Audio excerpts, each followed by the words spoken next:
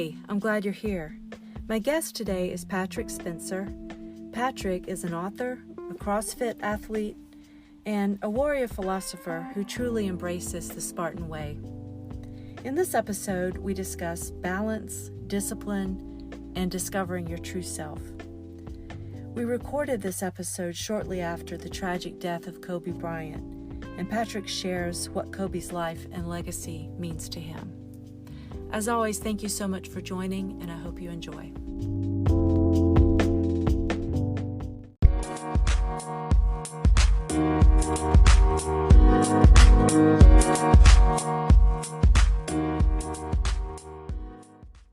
Hello, welcome to the Deepening Place. I'm here today with Patrick Spencer. Pleasure to be on the show. I met you through Instagram. So yeah, I do a lot of content on Instagram and try to just be truthful to my message and push the content out. So I'm very, very glad to hear you like it. Yeah, if you could sum up that message. Yeah, in a nutshell. As you kind of know, and as I'll tell the listeners, my whole life's view is really the Spartan way, right? The last 5 years of my life has been one great endeavor to publish this book, which is actually about the Spartans. They've very much been my life's inspiration. I've just always really admired who the Spartans as a people were, this, warrior race and never surrender mentality. We have one life and one shot at this, and we're not coming back. We're not getting it back. And so I think, I'm just really obsessed with leaving it all kind of out there, not holding anything back. When do you remember first being exposed to the Spartans? Yeah, no, that's a very easy question to answer. I was always a history buff growing up, and my obsession with the Spartans is not an historical one. It's a people thing. It's like I am a history buff, and that's sort of where I got my first exposure to them. But there's literally something about them as people, not as historical figures, but as people and the way they lived. I was like 13. I was a teenager, I guess, and I got that first exposure, and I'm like, oh my God, who are these people? I have to learn more. And a lot of people might not have seen your profile, your TikTok, but I'll just tell everybody and then they can look at it themselves.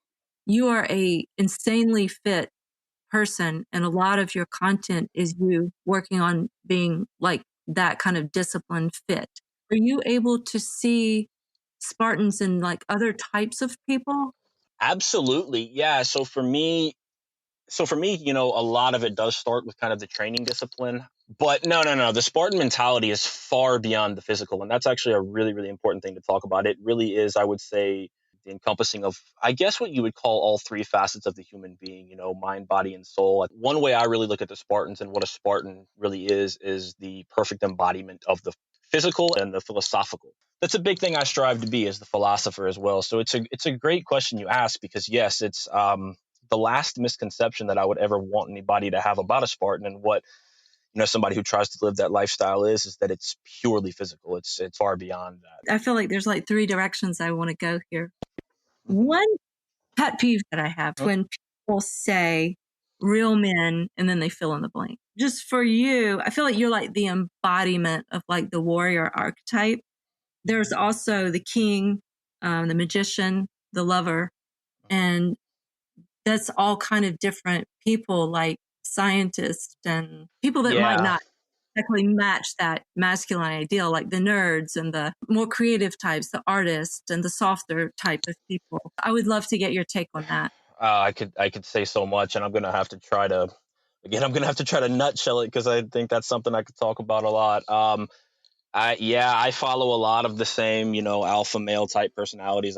It's funny because I kind of have the same pet peeve. I would maybe say this, that I am a huge believer in the balance of the divine masculine and feminine. I don't buy into this, and I know where a lot of them are coming from, but I don't buy into a lot of this over masculine hype. Yeah, a lot of these guys I hear are obsessed with, because men have become, I think, more effeminate relatively in our modern world, but I think a lot of these guys have taken it too far. Yeah, sometimes trying to swing back the other way. Right. The pendulum can swing too far, and I think we need a balance. And it's funny because, talking about my content and what I produce, I don't really stress the masculine or the feminine. It's not even about that for me. For me, it's about being the best human being. That if you are in alignment with, I talked about the Spartan being the both the physical and the philosophical. Well, this is kind of the philosophical coming out of me. I really believe that if you're not in balance with both, that you're not really, you're not where you need to be. And that I'm a big believer in living your truth, as cliche as that sounds. So for me, it's not necessarily a matter of masculine versus feminine. I mean, as men and women, we are what we are. And I believe that if you live in your truth, and that if you go as hard as you can in whatever you're endeavoring to do, that the rest will take care of itself. That I don't, those are things that come along as they will if you're living in your truth. And as a man, you're a man. As a woman, you're a woman. You're going to naturally be predisposed, in certain ways. There's nothing you can do about it. And I just don't believe in trying to force anything. So I think it's Well, it's something that needs to be natural, sort of, if that kind of answers the question. I know it's tough. I think that what you said earlier about allowing everybody to be exactly the way they are Hmm. is kind of a definition of what you were saying earlier about everyone has to discover and live their truth. I can't define that or make that a box. I have to let everybody kind of figure that out. On the more masculine side of it, you can allow people to be who they are. I think so, 100%. I think that, kind of trying to define what I mean. Honestly, truth is like the consummately philosophical topic. What is truth? And we don't have to go there, but I think simply enough said, yeah, just to let everyone be who they are, and the rest will take care of itself. Men, especially men who do find themselves on the more typically masculine side of it, feel kind of like they're having to stand their ground and protect, like in this era of toxic masculinity. I do get it in a way, and I do think that's very important. And I do celebrate classic masculinity for sure. Yeah, and honestly, again, it's just about being in the middle, because you're totally right. Masculinity it is an important thing, as is femininity. And again, in our modern day world, I think I said this a minute ago, masculinity is something that's been jeopardized. I just think that, again, you talk about the stance that certain men have taken, and dug their feet into the ground and said, no, we're Yeah. defending masculinity. It absolutely, totally valid. It needs to be defended. One of my favorite words is perspective, that ability to see things for what they are and see the big picture. And I think, this isn't a masculine or a feminine thing. I think if we just, as human beings, hold on to our perspective, things start to get a lot clearer. But I think we lack perspective a lot of times, and that's just one of my favorite. I think we need perspective. I think one of the problems is we are so caught up in our ego that tries to make it everything right or wrong. And when you can allow things to be as they are and observe them for a while, sometimes it's not so obvious. That's Um, very, very true. That a lot of times black and white are a lot more gray than we. And I think I think it's funny. I think that's an interesting analogy. Like, I think things are ultimately black and white, but as human beings, I think we gray them up so much, and that's why we need. It's not just you. It's not just me. It's all of us in this thing together, and we're all kind of a part of it. And together, we've take a step back to kind of dissect the black and the white from the gray. that stepping back is allowing yourself to contemplate something. And just that buffer, I think, is what allows us to love.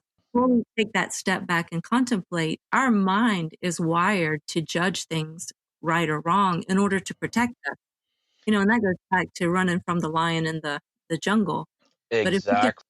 learn to override that system and say, I don't need you to do that for me right now. I need to consult with this deeper wisdom that I have and decide. I think, I talked about perspective being one of my favorite words. Humility is another one. And I think a lot of what we talk about, what any of us human beings could talk about philosophically, I think at the end of the day, I try to take a very Socratic approach. For those, out there who aren't too familiar with Socrates, Socrates was the ancient Greek philosopher who said, the only thing that I know is that I know nothing. So it's like this ultimate humility that no matter how much we think we know the truth, this is a Yes. big damn world we live in. And it's not to sell ourselves short, because as human beings, we really truly are capable of so much. But with that kind of footnote established, as the small little human beings we are in this massive world, there's a lot I'm not going to say that we don't know and understand, because I think we can, know and understand it, but it first requires that initial step of humility, again, of stepping back, letting go of some of the arrogance, the preconceptions, the misconceptions, and stepping back and getting in our humility and saying, okay, let me actually look at this. I don't know everything. And it's a lifelong pursuit. I mean, this is nothing that you and I will answer right now, but I just think humility is a massive one. And so, like, no matter how much we talk about it and try to delve down into the answers, that this ultimately is something we do every single day. We wake up and fight the same battle every day. And again, that's the Spartan mentality. Is just constantly grinding, constantly trying to get better. And I think humility is just, like, for the audience, humility is a big word, I would stress. It's the only thing I'm really drawn to. I've noticed that about a lot of my favorite. I look at them almost as friends, but people I've met on Instagram. And one of the common threads is that humility. I feel like without it, you really can't get to wisdom. You can't. It's no.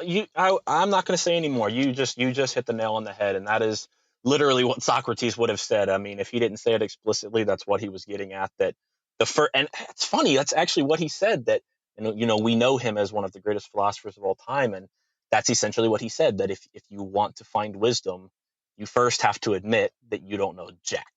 That's the humility that starts the journey toward wisdom. So you said it perfectly, that without humility there is no wisdom. That is the first step. And I feel like for me now in this crazy world we live in, trust is really important. And if I feel like I can trust somebody, Mm-hmm. humility always precedes that. Recently I heard, and I wish I could quote it and I wish I knew who said it, but I saw or read a quote that said something about if you really care about the truth, you welcome it being proven false. Anything I have to say, I will take it to the mat with you. We will wrestle it down. And that's a totally different mentality than like an ego based having to be right all the time. Oh God, I love that you said that. I absolutely love that you said that. So the beautiful thing about truth is that truth always wins every single time. Truth is invincible, it is immortal, it is incontrovertible.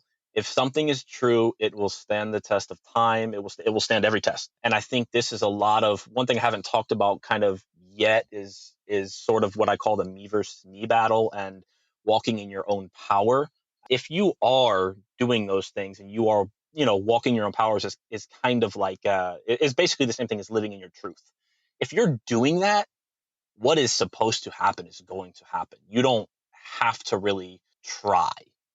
It's Yeah. just natural. Like if That's you're getting out there doing the work, discipline, keep taking one step in front of the other, you don't have to do that hustle thing, like constantly trying to sell yourself. hmm yeah. Sorry, no, I couldn't agree more. But I think that is absolutely the perfect way to say it. That if you're just taking the right steps that you and who you are in your truth need to do, it's like I said, I think in the very beginning, the rest is going to work itself out. There's no need to force anything. That's a deep philosophical topic that I would love to go into. Well, when you start your podcast, I'll come on and we can talk about that topic. Oh, I'm looking forward to it. Hey, you had, I can't remember what social media it was on, but it was you talking and there was a Post Malone song in the background. And you hmm said a strong arm. Well, yeah, that was that was off of TikTok, and yeah, the idea of the strong mind and the strong arm ties perfectly back into what we were talking about earlier about the Spartan not being purely a physical being. What I was saying essentially, I think simply enough, is that it's literally not as a man at least, and I think this actually applies to women as well, but especially as a man, it's not enough just to be physically strong. That what I was trying to get at, trying to like diminish a little bit of that excessive masculinity maybe that we were talking about, and trying to get at the balance. Like, The reason this one stuck out to me is because I feel like this is what I try to teach people to do. And I'm like the least fit person. Like seriously, yesterday I made myself go to Gold's and walk on the treadmill. that's step number one, believe me. What I help people understand in the same way, it's all about learning to see. And you Mm, can't get there without discipline. Somebody told me one time, only the mind and body need to be redeemed. Through the discipline of our mind and body, we allow that to be. that is, oh boy, you might have just struck the core of like our human existence. That's the idea of the authentic self. It exposes the authentic self that's always there. It's just like under these layers. Right, of everything that we've ever been It's, exposed it's to, every lie we've ever been told. I mean, God, it's a million that things. This whole time I've been talking about living in your truth. That's essentially the wording that I haven't used is the authentic self. We all have one.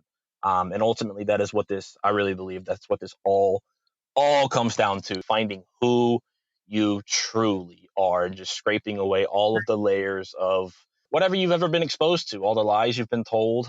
It's the I mean, it's honestly it's the inauthentic self. We don't live in a world really where we're encouraged to be that authentic self, where we're encouraged to be us. We live in a world where we're expected to meet, I don't want to say standards, but appearances and have this job and this title. And yeah, going back to the mind and the body, I think that's why I'm so obsessed with my physical training in the first place. Is it's a discipline. It's like I try to stress this at times. Like it's not about having big muscles. Like I could almost care less. Like it is a discipline, and especially the harder you go with it, to go in the gym, to go in your backyard, wherever you train at, and it takes discipline. It is something that you have to make yourself do, and you have to go through to the end with it. And there's just no, like with anything we do in life, it's one thing to talk about it, it's another thing to do it. And I've put myself through some of the hardest grinds physically. Like, I mean, I know what it's like. I can respect anybody who puts themselves through that grind. It's ultimately it's what you said. It is a discipline to get ourselves to the authentic self. It's funny because like I don't know that I've ever heard anybody talk about it the way I do, but I honestly think physical training is something that can take us closer to our authentic self. in my day job, I work with people, and the thing that I'm trying to do is help them learn how to see. And the only way to learn how to see is to start to discipline your mind and body. One of the first things I ask them to do is just learn to sit in silence for a few minutes. And then you start to observe your own inner system. And the mind and the body are really there to protect you, your true self. And they're pre programmed with certain things, just like our body knows how to do things without us learning them. And then we get all this conditioning on top of that. And so at a certain point in your life, you have to learn to override your system so that you can live from your true self. So I can't believe every thought that I think. I can't allow myself to eat everything that comes across my plate. It's learning to override the system so we can live from that true self. So I get what you're saying, I think. Yeah, I totally. I think the only other thing I could say, or like maybe another way I could put it, I'm personally a big believer in two forces or two voices inside of us all. Perhaps I talk a lot about darkness and light. This is a really deep, tough one. You talk about overriding the system. I think the way you do that is by listening to the voice of truth. It's that inauthentic self, that inauthentic voice inside of us that talks to us, that takes us deeper into the pit of inauthenticity.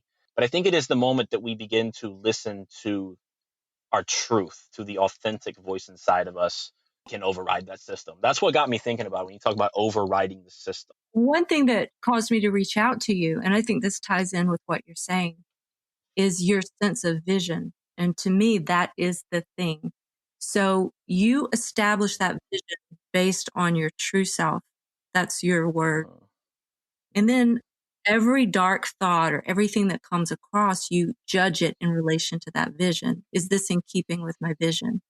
And that's mm. how you discipline yourself and override the system, so to speak. But that comes from working and doing that work, vision work. And that's what I sense from your Instagram that you're so good at. You have a very distinct vision.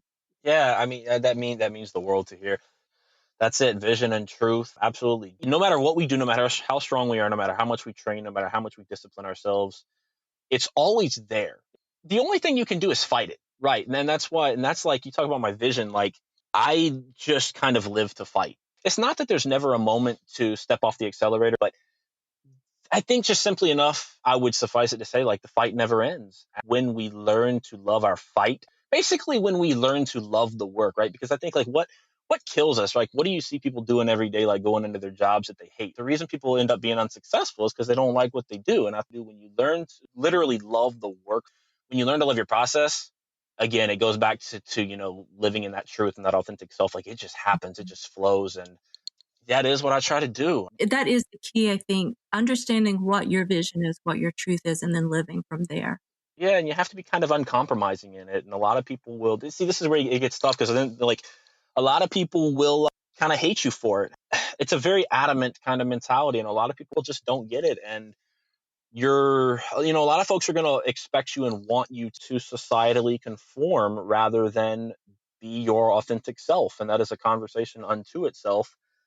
You have to be uncompromising with it in a way, because the minute that you relent is kind of the minute that you lose that authenticity. I didn't want to get away today without allowing you a moment to pay respect to Kobe. When I looked at your TikTok page, there was a tribute to him where you did 24 like push-up like moves Yeah, burpees. Yeah, burpees. It was just a little something for him. Yeah. along with the audio that you have playing behind there. It's the first time I cried. I cried for that man. It did give me that moment of like collective grief. I know that we lost a treasure and he was a great contributor.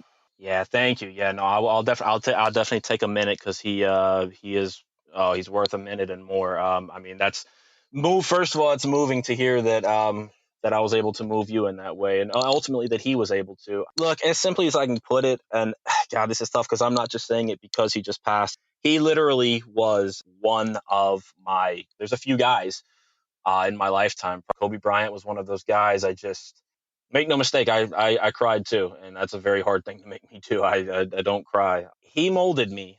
I would honestly call him an incarnate Spartan in the modern day world, who literally would settle for nothing.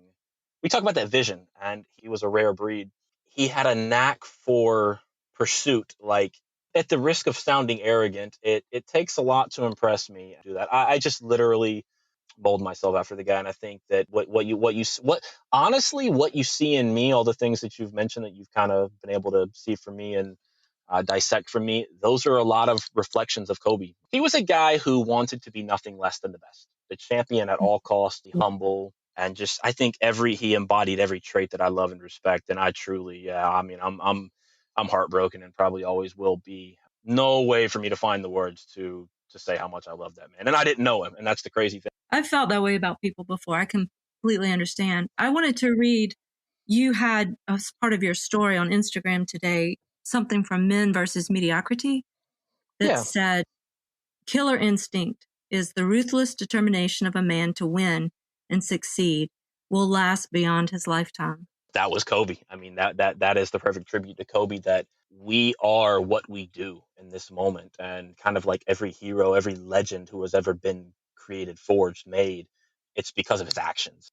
We are what we do. I think there's a lot to say about the idea of immortality, and that's kind of what that post is getting at. Every person like that we remember, that it's because of what they did something that is indelible in our hearts and our minds, and they'll never die. And that's the one maybe greatest comfort that I have with Kobe, is that I know he's not dead. I know he's still here. I know he always will be. Yeah, I believe too that some people get it at a certain level. It's almost like a gift where you can give your life for life. And it's so rare and wonderful when we see it. I would, yeah, sorry, I would interject real quick and say that and I think that's exactly what Kobe did. There's a saying, I got to get it right here. There's a saying that I love, and I think it's exactly what Kobe did.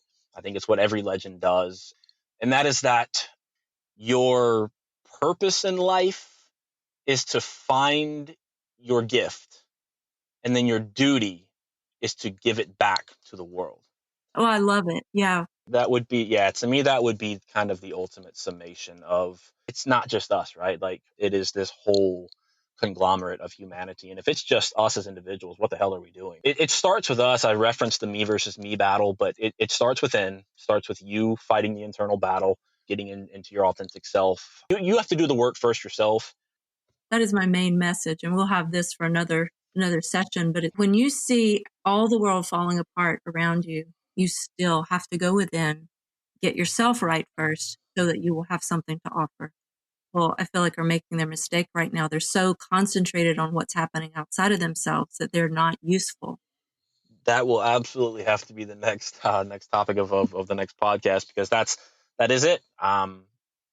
Literally, what else can we do other than fight the battle within? I just can't say it any better. It starts within, because what else is there? I mean, I think, can we be worthy to the human race? Like, It's self-work. That's truly where it starts. This has been so delightful for me, and I am leaving this on the table with a ton of mystery still because I can't make my mind understand how someone who is still in their 20s has achieved the wisdom that you have. And again, that might be for another episode, but I just want to thank you for being here and sharing some of that with us. And I wanted to end with giving you a chance to tell us a little bit about what you're working on and maybe tell people where they can contact you.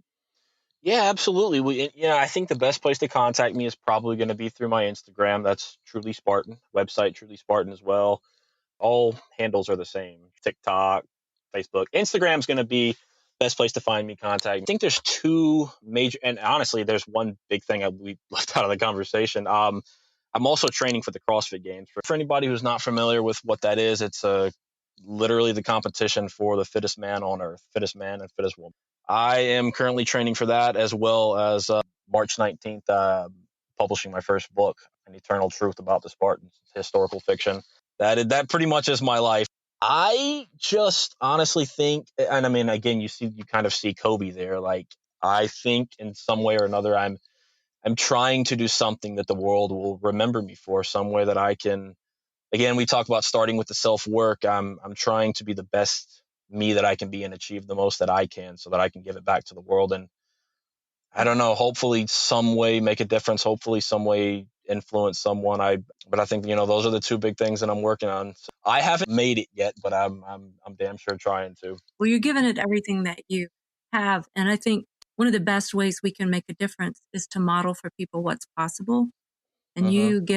giving your all in the way that you do, it shows people that it's possible. So I hope that you'll keep it up. And I really look forward to seeing your book come out, and congratulations on that. Thank you so much. Yeah, I don't plan on relenting at all. And again, I mean, yeah, talking about trying to be the model, that's really all I want to do. And again, that goes back to living in your truth. And if you follow the steps, the rest will fall into place. I'm just trying to do the steps myself, and hoping that even if I can just influence one person, just one, that would be mission accomplished. Thank you so much for joining me today. And I look forward to seeing what is to come for you. It has been an absolute pleasure. Thank you so much.